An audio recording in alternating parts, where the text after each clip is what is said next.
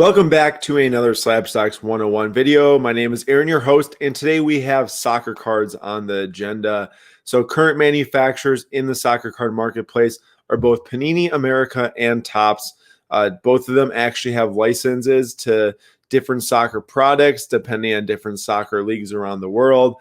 There's definitely some things going on here that's different from other sports, but let's get into the brands that matter. So for Panini, their biggest brands are the Prism line, much like basketball, but they make Prism World Cup, which comes every 4 years as there is a Prism World Cup. The last set was in 2018, and the next set will be in 2022. There is the Prism Euro set, which was in 2016. That set is actually going to be Select Euro this upcoming year for 2020. And then there's also 2019 Prism English Premier League, which was a inception product for that. There was no Prism Premier League in the past, but now there is. They got the rights to the Premier League for that release. So there's a league-specific set. There's also Select that goes back starting to 2015, then it was 2016, and then 2017. There was no Select in 2018 or 2019, but we will have that Select Euro set like I was talking about. And then National Treasures and Immaculate are two of the higher-end, newer modern card releases, much like basketball. For Topps, you basically have your Topps Chrome lines. You have your Topps Chrome Champions League line, which combines a bunch of different clubs from around the world that participate in the Champions League. And then you also have Topps Chrome Bundesliga, which is specific to the German league alone, much like 2019 Prism English Premier League is specific to the Premier League alone. So Topps has both of those going for them. And then in each of these sets, much like basketball and all these other sports, each sets have base cards, parallels, inserts, autographs. Some have patch cards, and then many different things you will learn throughout the upcoming videos in the SlabStox 101 series. Something about stickers that is different from basketball and baseball and football is that there are international releases as well from Panini. So Panini puts out stickers in the EU and around the world. They don't in America, but they put out stickers which have been going on for a long time.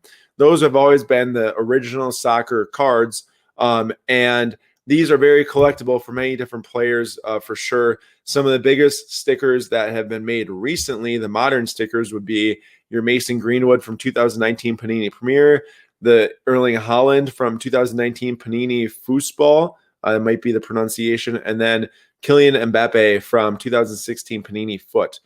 Older stickers seem to be more collectible, more valuable, because in the past, back then, they didn't have any cards for these players. There were a couple cards that came out, like the Mega Cracks, which are more of a card feel than a sticker feel.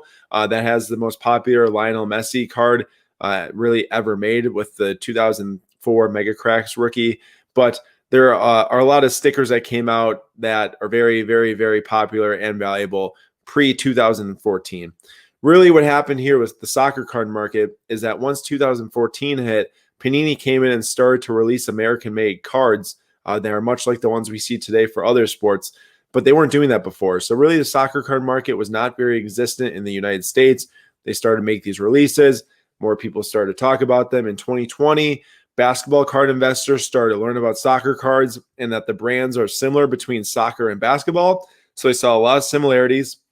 They didn't have to learn which cards they liked. They already knew that they liked the Prism, the Optic, the Select. And then from there, they could go and start to purchase players that they started to learn about. So that really helped explode the soccer market in 2020.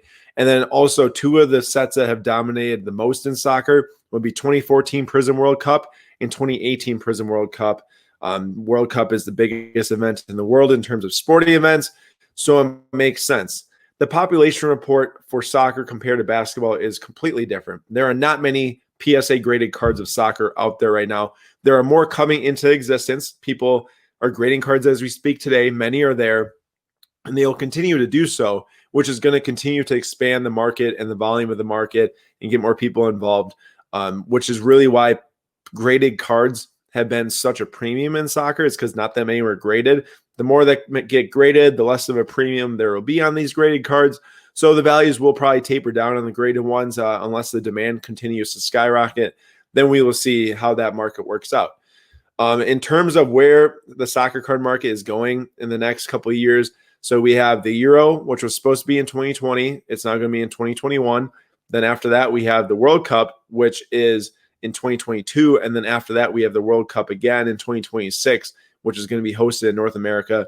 So plenty of soccer events on the horizon to keep people's interests peaked with soccer cards. Many more people will come out and start talking about soccer cards.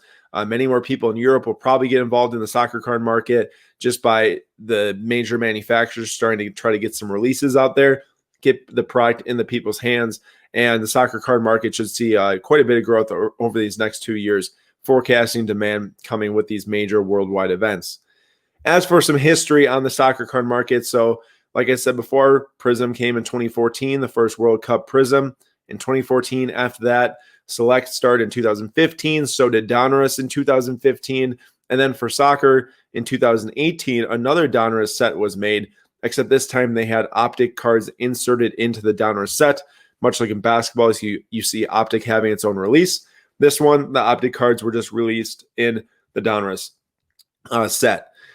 And then Topps threw their hat in the ring in 2017, and they started their Champions League line that featured the very first Kylian Mbappe produced card from an actual card manufacturer. Not talking about the stickers because his first sticker was in 2016. And then also, as for stickers and older vintage soccer cards, there are definitely some very huge cards out there. For Pele, he had his rookies in 1958. And they came in a variety of forms, many different Pele 1958 cards out there. One of them being the Alpha Bolaget. If I said that right, I probably said it wrong. Very hard to say some of these names. And then Monty Gum is another one that was very popular. Those two command huge prices on the secondary market. As for Lionel Messi's biggest rookie card, it comes from 2004 Mega Cracks, like I mentioned earlier. The card number is number 71. There are a lot of other Lionel Messi cards from this 2004 Mega Cracks release. Some of them, it's like his portrait. Some of them, it's an action pose of him. Many different cards in that release. All of them command very good values. Thank you all for watching this Soccer SlabStox 101 video. I will see you in the hockey vid.